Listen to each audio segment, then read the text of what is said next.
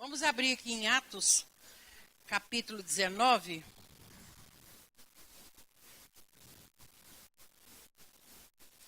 A partir do versículo 11. E Deus, pelas mãos de Paulo, fazia maravilhas extraordinárias, de sorte que até os lenços e aventais se levavam do seu corpo aos enfermos, e as enfermidades fugiam deles, e os espíritos malignos saíam. E alguns dos exorcistas, judeus ambulantes, tentavam invocar o nome do Senhor Jesus sobre os que tinham espíritos malignos, dizendo: esconjuro-vos por Jesus a quem Paulo prega. Os que faziam isto eram 7 filhos de Seva, judeu principal dos sacerdotes. Respondendo, porém, o espírito maligno disse: conheço a Jesus e bem sei quem é Paulo. Mas vós, quem sois? E saltando neles, o homem que tinha um espírito maligno, e assenhoreando-se de 2, pôde mais do que eles, de tal maneira que nus e feridos fugiram daquela casa. E foi isso notório a todos os que habitavam em Éfeso, tanto judeus como gregos, e caiu temor sobre todos eles, e o nome do Senhor Jesus era engrandecido. Amém? Podem sentar. A pergunta que o Senhor quer que faça a mim e a cada um de nós: e vós, quem sois? Olha aqui, quando Paulo, usado por Deus, e a Bíblia diz que ele fazia coisas extraordinárias, ele curava os enfermos, até os lenços de Paulo eram usados para serem levados às casas dos enfermos por causa da unção de Deus sobre ele. Os lenços não curavam, mas era a unção que estava sobre eles. Então, aqueles 7 filhos daquele sacerdote, olhando e vendo o que Paulo fazia, eles eram exorcistas, quer dizer, eles não eram servos de Deus, não eram nascidos de novo, não eram novas criaturas, mas admiravam aquilo que Paulo fazia. E aí caíram na besteira de querer expulsar o demônio de um homem. A Bíblia diz que os anjos do Senhor acampam do nosso lado, né? E Satanás e seus demônios ao derredor. Ao nosso redor estão os anjos do Senhor. Então, se Satanás está ao derredor, ele está vendo tudo que a gente faz. Ele não tem poder para ler nossos pensamentos, porque só Deus é que sonda o nosso interior. Mas ele tem poder para trazer pensamentos, né? Para a gente agasalhar os pensamentos dele. Geralmente são pensamentos de morte, de destruição, de baixa autoestima. Sempre querendo que o homem se sinta inferior, porque o homem recebeu de Deus o que ele queria ser semelhante e igual ao Altíssimo. Então, aqueles 7 filhos chegaram ali para aquele homem endemoniado e disseram: no nome de Jesus, a quem Paulo prega, eu vos expulso. E aqueles demônios sabiam muito bem quem eram eles, os 7, e sabiam quem era Paulo e quem é o Senhor. Então, queridos, nós não podemos nos iludir, achar que tem aquele jeitinho, né, de enganar. Não, ou somos autênticos filhos de Deus, ou somos pessoas ligadas às coisas do mundo. E a Bíblia diz que aquele demônio saiu ali, e antes de sair ele diz, né, que eu conheço a Paulo, a Jesus, e a Paulo que prega. Mas vós, quem sois? E aqui eles foram envergonhados, porque eles saíram daquela casa onde eles estavam, eles saíram nus, feridos, e fugiram. O Senhor pergunta para mim e para você nessa noite: quem é você? Quem é você diante de Deus, mediante a palavra de Deus? Para nós expulsarmos demônios, para nós entrarmos numa casa, impor as mãos sobre o enfermo, para nós orarmos por alguém, nós já recebemos, se somos filhos de Deus, a autoridade do Senhor. Nós já temos autoridade, nós já temos unção. Mas nós precisamos estar com a nossa vida no altar. Nós precisamos verdadeiramente viver a palavra do Senhor. Porque senão seremos também envergonhados. Olha só, conheço a Jesus e bem sei quem é Paulo, né? Mas vós, quem sois? A palavra de Deus diz que nós somos filhos de Deus. A palavra de Deus diz que nós somos adotados por Deus e nos tornamos filhos através do Espírito Santo. A palavra de Deus diz que nós somos nação santa, povo escolhido, chamado por Deus, sacerdote real. Nós precisamos confessar aquilo que a palavra de Deus diz que nós somos. Nós somos mais do que vencedores. Nós podemos todas as coisas naquele que nos fortalece. Satanás sempre quis que o homem pensasse que ele é um povinho, uma coisinha de nada, uma pessoa insignificante. O homem em Cristo não tem valor. Mas foi cantado aqui que foi muito grande o preço que o Senhor pagou. Nós não merecíamos, nós não teríamos condições de devolver ou retribuir ao Senhor o que Ele fez por nós na cruz. Então nós temos muito valor, porque éramos inimigos de Deus, como nós cantamos essa noite. Mas apesar de inimigos, mesmo assim, o Senhor morreu por nós na cruz. Esse amor, como a irmã Cristina falou, nos constrange. Sabe por que nos constrange? Porque nós somos maus. Nós temos mania de amar só quem nos faz bem. Nós temos mania de ter consideração e, como crentes, orar, interceder por aqueles que são ligados a nós, nossos parentes, nossos amigos, nossos filhos, o marido, a esposa. Mas não é isso que a Bíblia fala. A Bíblia fala que Deus nos enche, derrama no nosso coração, dentro de nós, o amor dele. Não vem de nós, vem dele. Para nós passarmos isso para o outro, para nós transmitirmos isso para o outro. Deus quer nos usar como é que a gente fala? Lá, tem uma palavra do Senhor que diz que Ele nos atraiu como cordas de amor. Deus quer nos usar como cordas. E através de nós, Deus vai abraçando outros. Deus vai trazendo para si outros que Ele ama. Porque o Senhor ama toda a humanidade, o Senhor ama todos. Mas nós precisamos conhecer a palavra, amar o Senhor, viver a palavra, para poder chegarmos e com autoridade fazer a obra de Deus. Pregar o evangelho, cantar a palavra, expulsar demônios, curar os enfermos. Tem gente que, quando sabe que tem alguém endemoniado, tem uma pessoa endemoniada ali na igreja, gritando, quebrando as coisas. Eu vou chamar não sei quem. Somos nós mesmos, queridos. Não precisamos chamar o pastor, ou chamar a pastora, ou chamar o líder da mocidade, ou o líder, ou, sabe, nós temos essa autoridade. Agora, precisamos andar de acordo com a palavra de Deus, para não sermos envergonhados, para não ouvirmos de um demônio, eu sei quem é Jesus e a Paulo a quem ele prega. Mas vós, quem sois? Ali, Satanás estava usando a boca daquele homem para falar assim, olha, você está fazendo a coisa errada, porque eu sei quem você é. Eu sei quem você é. Então, nós precisamos ter esse entendimento de não nos iludirmos, de virmos para a casa de Deus de uma maneira e lá fora vivermos de outra maneira. É lá que nós temos que ser luz, é lá que nós temos que brilhar. A mensagem do Evangelho é essa. Nós encontramos o Senhor, nós reconhecemos o favor imerecido que nós recebemos, porque graça é isso. Amamos o Senhor, recebemos Ele como Senhor e Salvador e vamos passar isso para os outros. Para outros. Essa é a função da igreja. Amar o próximo como a nós mesmos, né? A Deus acima de todas as coisas. Reconhecer que não tem nada nesse mundo, nem fora desse mundo, maior do que Deus. Cá para nós, eu tenho 3 filhos, eu não daria nenhum para morrer por alguém. Vocês também, vocês sabem que vocês não fariam isso. Ninguém, né, com a sua coerência, a sua lógica, a sua sensatez humana, faria isso.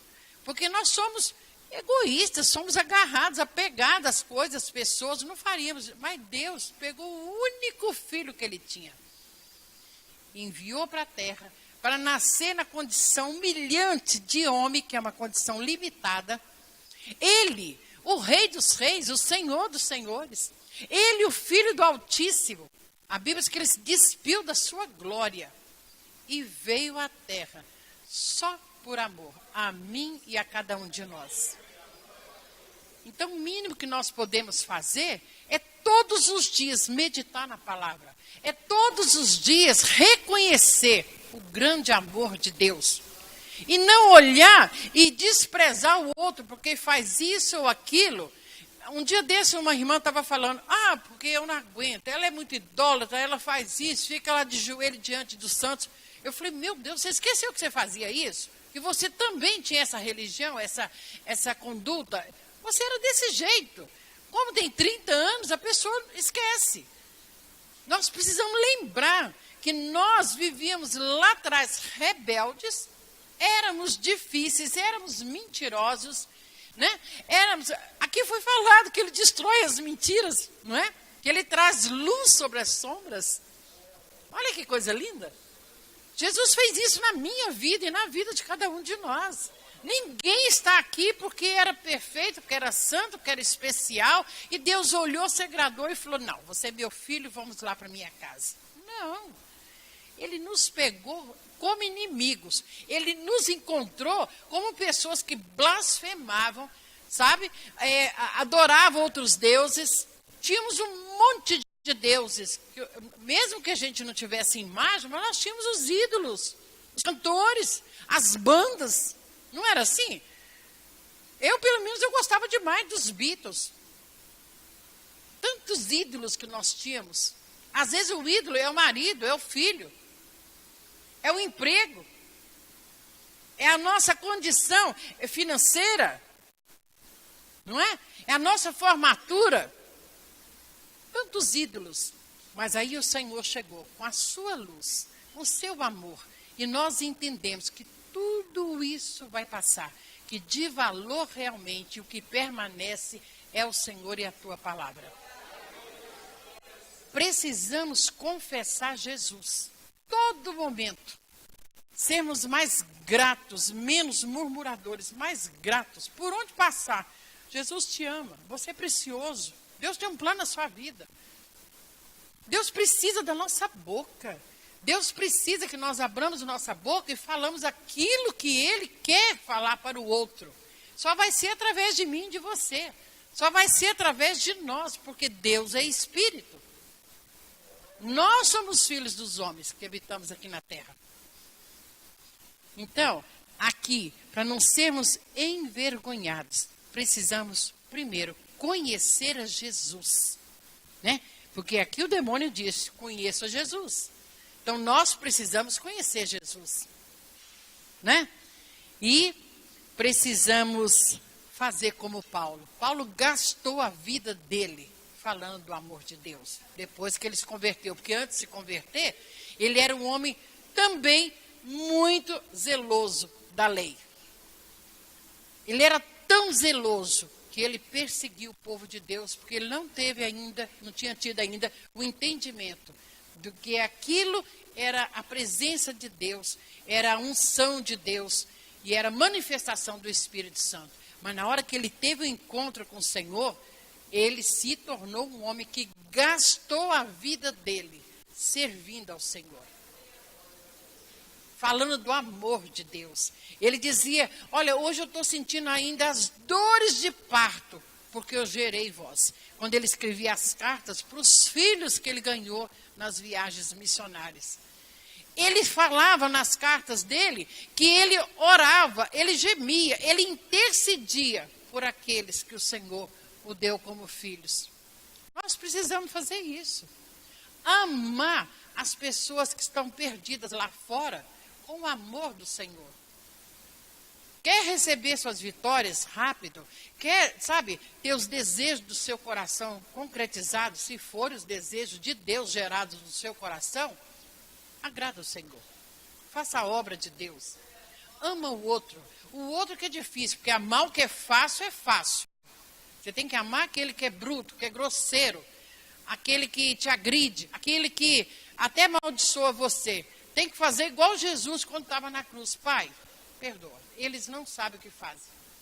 Estevão, morrendo, apedrejado, falou a mesma coisa, porque era um homem espiritual. Porque só mesmo quem não sabe o que faz é que maltrata um servo de Deus, que despreza um servo de Deus, que tem raiva de servo de Deus, não gosta de crente, não gosta de nada que fala de igreja, mas é porque ele não sabe o que ele está fazendo. Porque quando ele também tiver um encontro como nós tivemos com esse Deus maravilhoso, majestoso, sublime, com esse amor infinito, ousado, né? Cantamos que Deus é bom, e Ele é muito bom mesmo. Ele é tão bom que a gente erra, a gente peca, e Ele não fulmina com a gente. Ele ainda dá mais uma oportunidade. Fala se Deus não é bom. Não é mesmo? Então nós temos motivos assim demais para louvar o nome do Senhor. Não é só aqui na igreja, domingo à noite, ou nos dias de culto, não. É lá no trabalho. É você estar dirigindo, é você estar cozinhando, é você estar tomando banho e você estar louvando. No dia que a igreja do Senhor, a noiva do Senhor, entender, compreender que o murmurar aborrece a Deus, o murmurar, quando você murmura, você está agradando o inimigo de Deus. Porque ele é emburrado, ele é mal-humorado, ele é odioso e ele tem muito ódio, porque ele vê um povo que brilha aquilo que ele queria brilhar. Tem um livro daquele homem, Demos Chakai. Foi um homem que criou a DONEP, fundou a DONEP. A DONEP quer dizer Associação dos Homens de Negócio do Evangelho Pleno. E tem igreja que tem células, né? A DONEP tem capítulos. Então, cada capítulo ligado à DONEP tem a diretoria, tem o tesoureiro, tem o presidente. E são irmãos e irmãs em Cristo de várias denominações. Ninguém é agarrado com placa, ninguém é agarrado com nada disso. Demos Chakai, ele escreveu um livro em 1952, quando ele fundou a DONEP, que tem no mundo inteiro, Brasil tem quase 2.000 capítulos. Ele escreveu um livro que chama O Povo Mais Feliz da Terra. Eu tenho esse livro lá em casa, que eu fazia parte de um capítulo da DONEP, e eu ganhei, fui presenteada com esse livro. Irmãos, nós somos mesmo o povo mais feliz da Terra. Sabe por quê? Porque nós temos esperança. Nós sabemos para onde nós vamos. Nós sabemos quem nós somos. Que aqui Satanás pergunta, mas vós, quem sois? Porque ele sabia que aqueles filhos, né, de Sevas, eles sabiam, deixa eu ver se é Seva. Ele sabia que aqueles 7 filhos de Seva eram exorcistas. Eram homens que tinham práticas que não tinham nada a ver com a palavra de Deus. Mas eles admiravam, ficaram ali encantados, né, de ver a maneira como Paulo procedia. E quiseram imitar Paulo. Mas nós realmente somos o povo mais feliz da terra. Porque nós sabemos quem nós somos. Temos um Deus que supre todas as nossas necessidades. Um Deus que você ainda nem termina de orar, Ele já está respondendo. Eu tenho muita experiência de oração que eu estava fazendo, nem tinha terminado ainda, o Senhor já estava respondendo. Não é porque eu merecia, é porque Ele é bom. O Senhor é bom. E quanto mais Ele cuida de nós, quanto mais Ele é zeloso por nós, mais nós entendemos que não merecemos o amor de Deus. Precisamos ter esse entendimento. Nós temos 1000 motivos, milhares, para sermos o povo mais feliz da terra. Mas muitas das vezes comportamos como nossos irmãos ali no Egito, que saíram do Egito e ficaram 40 anos murmurando no deserto. Porque nós reclamamos de tudo. Tem gente que não tem emprego, aí o outro tem emprego e reclama do patrão. E reclama disso. Para de reclamar e ora. Clamar é você se dispor diante de Deus e apresentar a Deus a sua necessidade. Reclamar é você estar dizendo para Deus que Deus não está sendo suficiente. Que Deus não está fazendo as coisas assim, na altura daquilo que você espera. Quem somos nós para julgarmos o Senhor? Deus é bom.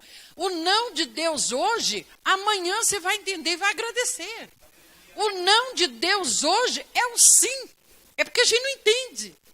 Mas se andássemos na presença de Deus com louvor e adoração, com ações de graça, nós íamos ser muito mais misericordiosos. Nós íamos ser muito mais pacientes e felizes. Mas estamos, na maioria das vezes, comportando como as pessoas lá fora, que andam em trevas, não conhecem a Deus. Aí reclamam do sol, reclamam da chuva, porque está quente, porque está frio, né? Porque o salário é pouco, eu devia ganhar mais, ainda amaldiçoa o salário. Não é? Arruma filho, separa, tem que pagar pensão, morre de raiva porque dá pensão, mas ele esquece que aquilo mais importante, que é a vida que ele gerou, não tem preço. Não teria condições dele olhar para aquele dinheiro tão pouquinho que ele manda. Não, ele tem que ter outra visão, ele tem que ver, poxa, esse dinheiro aqui é tão pouco, eu estou enviando para sustentar o meu filho. Mas o homem lá fora, ele é mau. O homem lá fora, ele não tem a presença de Deus, por isso que ele não ama. Ele só ama quando é conveniente. Ele só ama quando está tudo agradando e está a favor dele. Mas desagradou, não tem valor. Nós, como servos de Deus, filhos de Deus, igreja do Senhor, precisamos sermos diferentes. Por isso que o Senhor diz para nós sermos luz. Porque nós temos um amor no nosso coração, ou deveríamos ter, que não vem de nós, vem do alto, é do Senhor. Então eu só quero ser instrumento, eu só quero ser canal. Passa por mim esse amor, Senhor. Faça diferença na minha geração através de mim, Senhor. É isso que Deus quer e espera de nós. Para nunca nós ouvirmos isso. Conheço a Jesus e sei que é Paulo que prega. Mas vós, quem sois? Eu acho até que esse demônio foi misericordioso, né? Porque ele podia ter, embora ele bateu, pulou lá e rasgou e deixou nu e ferido, mas ele podia ter envergonhado mais. Mas ele só perguntou, e vós, quem sois? Quando a gente ouve essa pergunta, traz para nós, no mínimo, uma reflexão. Quem sou eu em Cristo? Como é que eu estou andando diante dos homens como servo de Deus? Será que as pessoas olham para mim e elas veem em mim algo diferente? Porque se lá onde eu trabalho, eu murmuro como todo mundo, eu participo da roda dos escarnecedores, eu estou sempre falando que eu não devo, eu não tenho autoridade para dizer, olha, meu irmão, você está em pecado, você está errado, não é assim que Deus se agrada, vamos mudar. Não, não tenho. Mas se eu viver o Evangelho, se eu realmente tiver amor pelas outras pessoas, se eu realmente meditar na palavra e ter prazer em agradar a Deus, ai, Deus mesmo nos exalta, nos honra, né, e nos abençoa. Você vê servo de Deus que ganha pouco, que tem uma condição inferior de outros, né, que são da sua família, que são formados, que tem isso, que tem aquilo, e ele tem um carro bom. Você vai à casa dele, a geladeira está sempre cheia. Mora bem, não é em mansão, mas ele mora bem. E o principal, quando deita, dorme em paz. E aí o outro fala, mas como é que pode? Esse meu irmão ganha menos do que eu. Toda vez que chego na casa dele, ele está sorrindo, ele está cantando, está tudo bem. Mas ele tem o que o outro não tem. O outro tem títulos, o outro tem cargos, o outro tem anel de formatura, tem canudo, tem isso, tem aquilo, mas não tem o Senhor. Querido, o Senhor está acima de tudo. Ele é nosso ouro, Ele é nossa prata, Ele é o que nós temos de melhor. É belíssimo andar com Deus e servir ao Senhor. Que coisa linda é andar com o Senhor. E nesse livro de Atos, né, que é o livro de Atos dos Apóstolos, Jesus veio, Jesus escolheu aqueles 12, depois um se perdeu, que no caso de Judas foi eleito outro no lugar, e ali foi oferecido a eles todas as condições de brilhar. E aqui nos Atos dos Apóstolos nós podemos ler um livro que dizem, né, que foi escrito pelo Dr. Lucas, né, o nosso irmão Lucas, eles começam a agir como Jesus agia. Eles começaram a andar pelas as vizinhanças, as aldeias ali próximas a Jerusalém, e começaram a evangelizar, a curar enfermos, a expulsar demônios, a viver aquilo que o Senhor outorgou a eles, e é a mesma coisa que o Senhor nos deu. Então é um livro belíssimo. Quem quiser uma hora ler Atos bem devagarzinho, em voz alta, porque a fé vem pelo ouvir, ele vai ler coisas lindas. Tem gente que nunca leu o livro de Atos. Conhece os evangelhos, conhece Provérbios, conhece Salmos. Mas tem gente que nunca... Quem é que já leu o livro de Atos aqui todinho? Olha que beleza. É um livro lindo. Contando as experiências desses homens, que por onde eles passaram, eles brilharam e ganharam outros para o Senhor. Então é um exemplo para nós, né? Aqui mesmo no capítulo 19, versículo 4, diz assim: mas Paulo disse, certamente João batizou com batismo do arrependimento, dizendo ao povo que cresce no que após ele havia de vir, isto é, em Cristo Jesus. 6. E impondo-lhe Paulo as mãos, veio sobre eles o Espírito Santo, e falavam línguas e profetizavam. Quer dizer, Paulo, quando ele chegou, ele trouxe aquilo que o Senhor designou que ele fizesse. Ele levou a unção, a presença do Espírito Santo aos gentios, aos gregos, aos judeus que não tinham conhecido ainda o Senhor. Por isso que Paulo sofreu tanto. Foi preso várias vezes, apanhou muito. Todo tipo de coisa ruim aconteceu com Paulo. Por quê? Porque Paulo foi luz, enviado mesmo ali no meio dos leões para levar o verdadeiro evangelho. E ele viveu o evangelho. Um homem experimentado em cadeias. Um homem que, pelo que eu li, nunca casou, nunca teve filhos. Tinha um espinho, né, na carne. Ninguém sabe que espinho é esse, mas era algo que atormentava ele, que eu creio que devia ser algum demônio que estava sempre ali fazendo ele lembrar de algo ou passar por algo. Mas ele nunca negou o Senhor.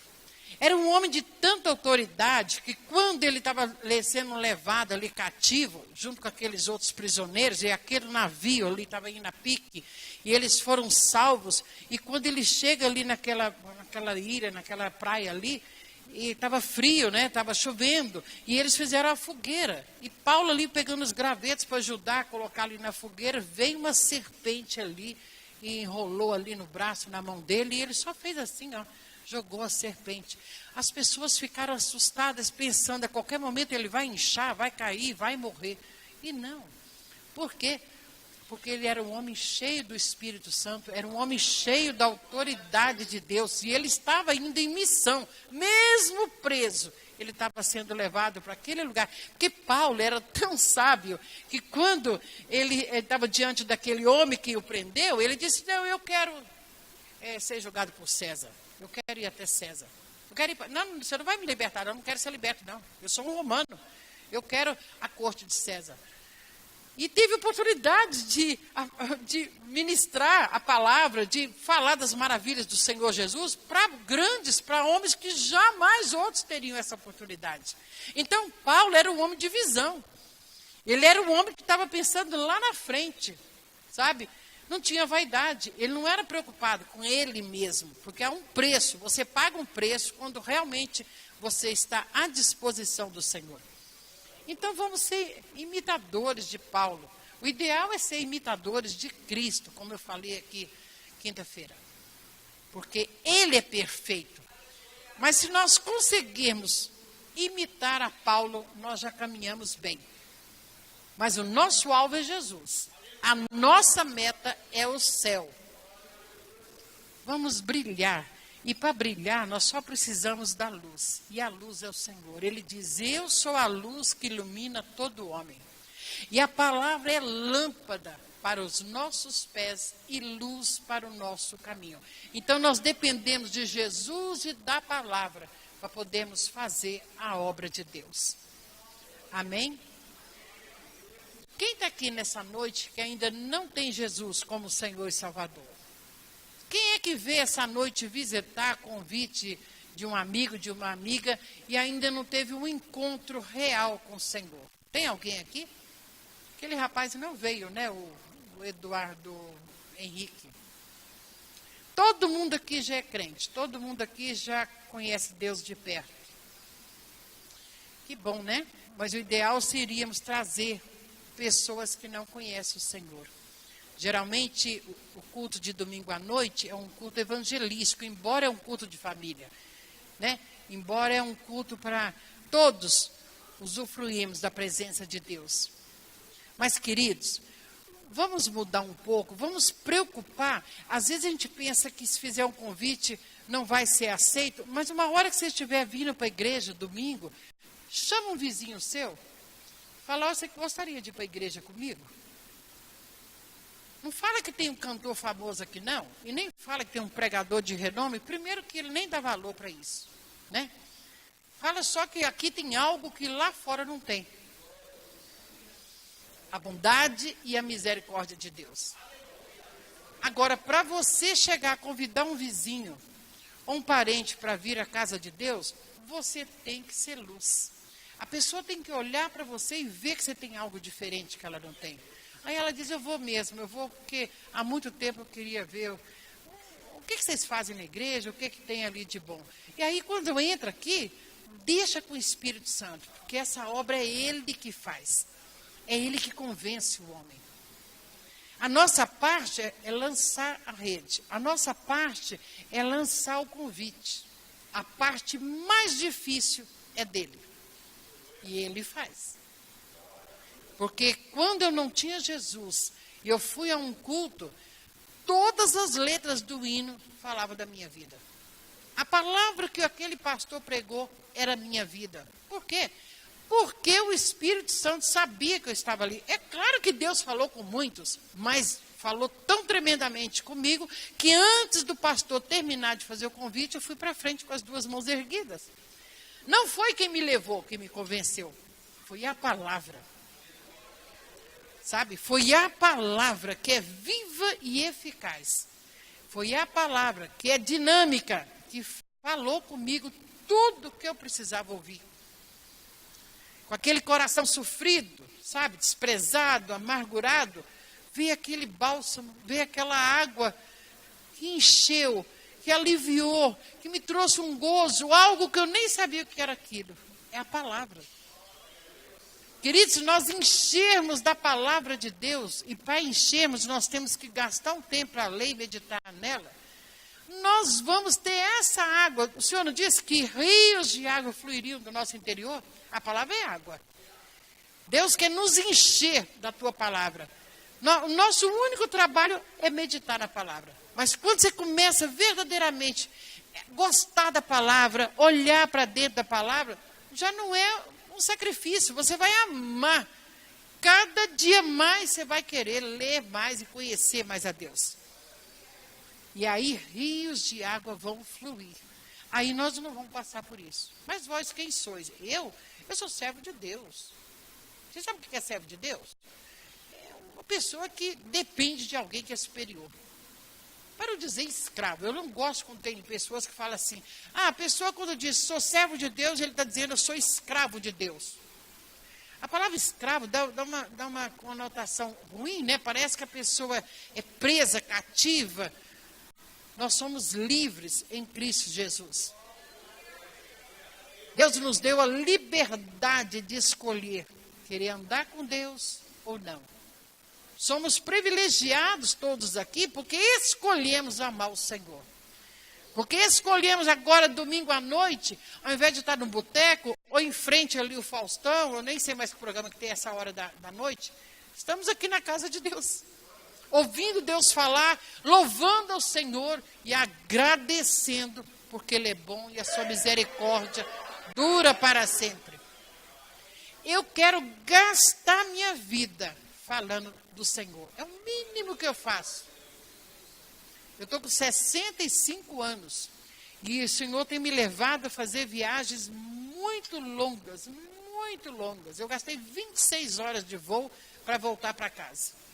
Estava na Ásia, passei pela África, eu sei o tanto que eu viajei, mas feliz. Por quê? Porque eu sei quem me levou, eu sei quem me manteve lá, quem me usou e quem estava me trazendo de volta.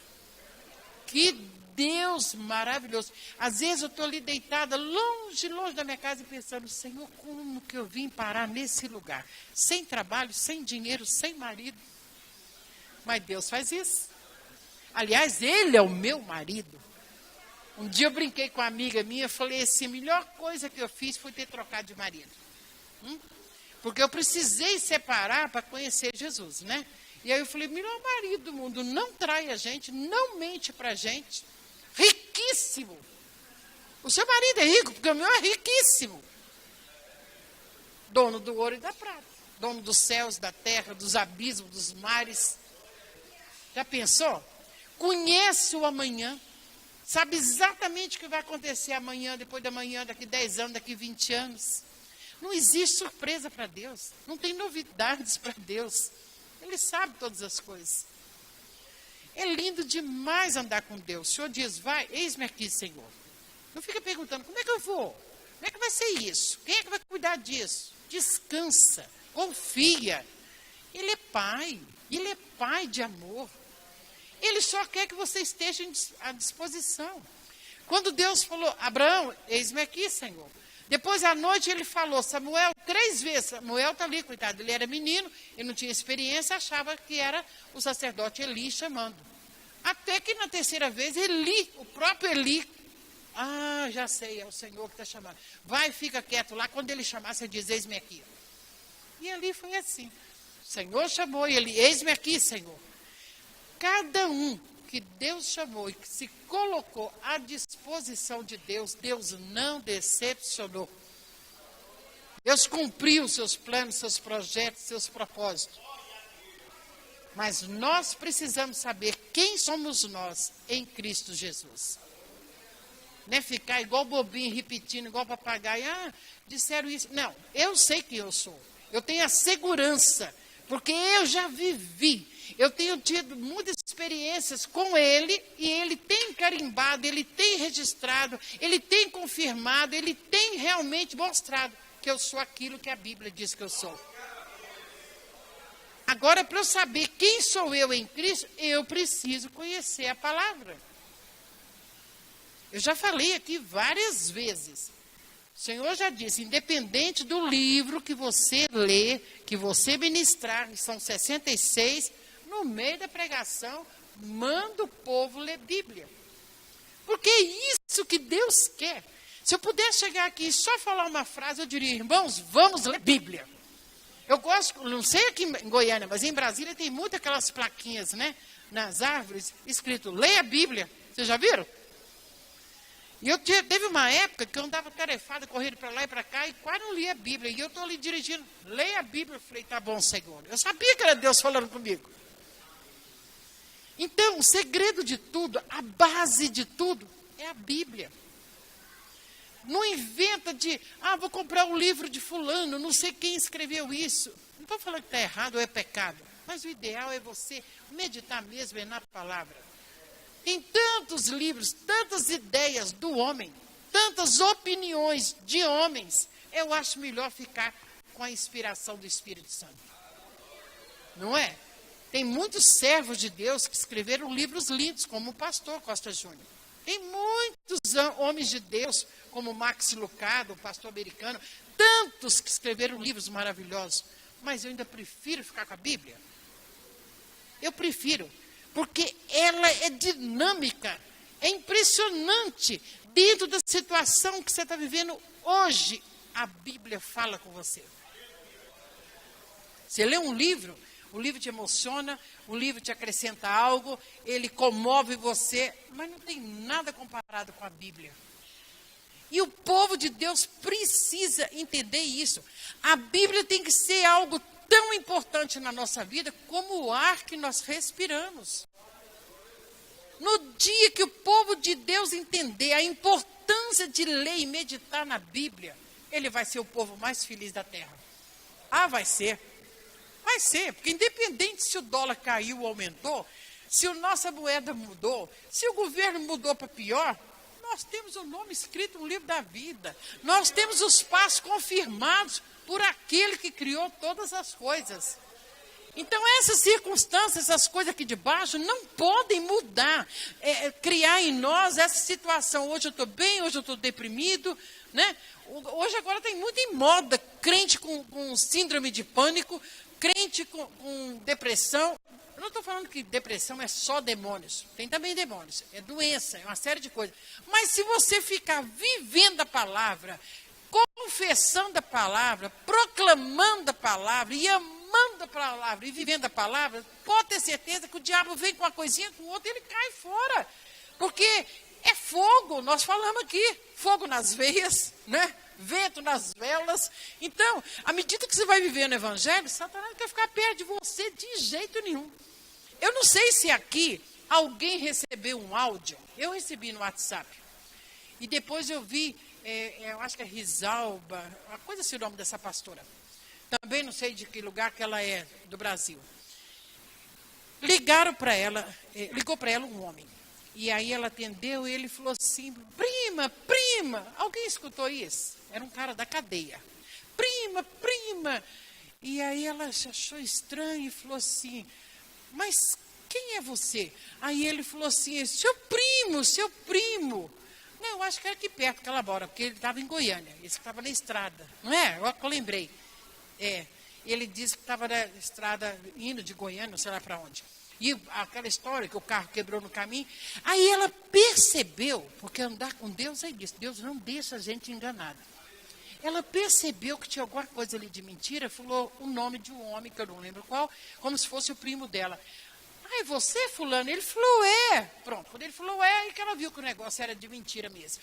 Aí ela foi dando corda. Ele, eu estava indo para aí, mas aí o carro estragou, e aí eu estou precisando, eu chamei uma emergência, não sei o quê, e agora eu tenho que pagar. Eu sei que no final ele precisava de 1.200, 1.500, qualquer coisa assim. Ela já sabia que era bandido, ligando dentro da cadeia. Foi dando corda. De repente ela falou assim, olha, Jesus te ama, eu sei quem você é. E tinha um outro do lado, né? Os dois deviam ser desviados, porque os dois choraram. Foi a coisa assim impactante, como Deus usou aquela mulher para aqueles dois. Vocês recebem Jesus, vocês voltem para Jesus, e Deus já te livrou da morte. E o rapaz ficou assim desnorteado, porque ele estava achando que estava convencendo ela, né? A depositar aquele dinheiro, não sei o quê, para ele pagar o guincho. Não lembro se era o mecânico, o que era. Sei que era uma história assim. No final, eu fiquei maravilhada de ver o que Deus faz. Permite um bandido ligar de dentro da cadeia para alguém para poder alcançá-lo para o Senhor. Fiquei maravilhada, porque a mulher estava no óleo, a mulher estava ligada no Senhor. Ela sabia, no meio da conversa, quem aqueles dois eram, né? Então, eu fiquei assim, maravilhada. A mulher cheia do Espírito Santo. E depois, Risalba, né, o nome dela? Edivalda, tinha um negócio de Alba.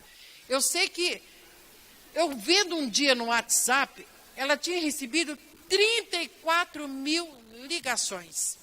Aí ela escreveu assim no status dela, povo de Deus, crentes, vocês precisam buscar o Senhor. Eu só sou um vaso que foi usado. O povo começou a idolatrar e ligando sem parar para a mulher. E ela escreveu no status. Então, nós temos essa tendência, né? De inclinar, de querer idolatrar alguém que é usado. A pastora Eleusa, quando eu conheci, muito usada, e até hoje ela é muito usada. E eu era nova convertida, eu era viciada em cartomante, viciei nos profetas. Eu ligava quase todo dia de Brasília para ela. E ela com essa mansidão, com essa calma e paciência de Jó, ela orava por mim. Mas nós precisamos, nós mesmos, termos experiências com o Senhor. Intimidade com o Senhor, porque Ele é Pai. Deus não quer dar uma unção diferente para o irmão e outra para... Não, Ele quer derramar em nós e sobre nós a bondade dEle, o poder dEle, a soberania dEle. Então é isso que nós precisamos entender, para nós podermos saber quem somos nós em Cristo Jesus. Somos a menina dos olhos de Deus. Somos a flor do jardim do Senhor. Somos a noiva. Jesus não vai buscar uma criança para casar. Ele vai buscar uma noiva adulta. Ele não vai buscar uma noiva infantil, uma noiva inexperiente, uma noiva que não conhece o noivo que vai casar e muito menos o lugar onde vai morar.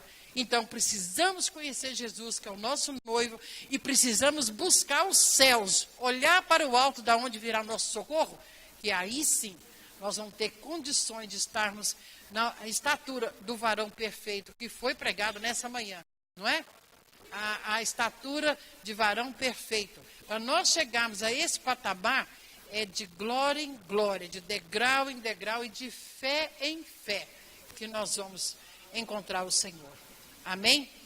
Então eu quero agradecer a oportunidade e que vá para casa como eu vou, ali onde eu estou hospedada, com essa pergunta: mas quem sou eu em Cristo? Porque quando o diabo vier com aquelas coisinhas, você não é ninguém, você fez isso ontem, você diz: para trás de mim, Satanás, eu sei quem eu sou em Jesus. Ele é riquíssimo em perdoar, ele já me perdoou esse pecado. Pode ir embora, sai fora. Sabe? É você usar autoridade. Eu sei quem eu sou. Sou filha do Deus Altíssimo. Sabe? Eu sou uma pessoa preciosa para Deus. Não que eu fosse valor pelas minhas atitudes, minhas ações, mas por causa do amor e o grande preço que Ele pagou naquela cruz. Quando nós andarmos em novidades de vida, cheios do Espírito Santo, conhecedores da palavra, pode ter certeza, o diabo vai correr de você. Você pode ter certeza que aqueles dois bandidos nunca mais ligaram para ninguém. Eu não acredito. Depois daquela, quer matar o diabo de raiva? Quando alguém te fizer raiva, quando alguém, sabe, criar uma calúnia, alguma coisa contra você, você vai lá e ministra amor. Chega para a pessoa e fala: Jesus te ama, hein? Porque o normal, o carnal, aquele que é da terra, ele tem ódio. Ele vira inimigo. Mas nós somos homens sobrenaturais. O natural, ele responde de acordo com a carne, né? Mas o sobrenatural, ele anda com a cabeça ligada no céu. Os pés estão sobre a terra, mas a cabeça está ligada. A mente dele é mente de Cristo, renovada pela leitura da palavra de Deus. Aí ele fala: não, já sei que minha luta não é contra carne e sangue. Então eu te amo, viu? Porque Jesus te ama, você é precioso. Mas o inimigo, se ele estiver usando alguém para perturbar a sua vida, para ligar para você, para te aborrecer, para te perseguir no trabalho, seja o que for, quando você começa a falar do amor de Deus, ministrar e viver o amor de Deus sobre aquela vida, ele afasta. Eu sempre falo para amiga minha que descobre que o marido tem amante: você quer matar o diabo de raiva? Começa 3 vezes por dia a interceder e orar. Descobre o nome da amante. É Maria. Senhor, acordou, você já começa logo: Senhor, abençoa Maria. Prepara um esposo para ela. Dê saúde para ela. Dê graça para ela. Que ela venha ter um encontro com o Senhor. Primeira coisa que a Maria vai fazer: largar o marido dela, porque conheceu o outro. Mas as pessoas não são espirituais, elas não entendem. Aí ficam amaldiçoando a Maria. E o diabo ama quando você murmura ou amaldiçoa. Aí fica o tempo todo: eu odeio, eu quero. Irmã, você é crente. Não, mas irmã, ele é amante do meu marido. Muda. Começa a orar e interceder por ela. Rapidinho o diabo solta a mulher. Alguém tem que orar por ela. Então, se formos espirituais, nós vamos entender. É agradar o Senhor em todo o tempo. As nossas vestes brancas e o óleo sempre derramado sobre a nossa cabeça.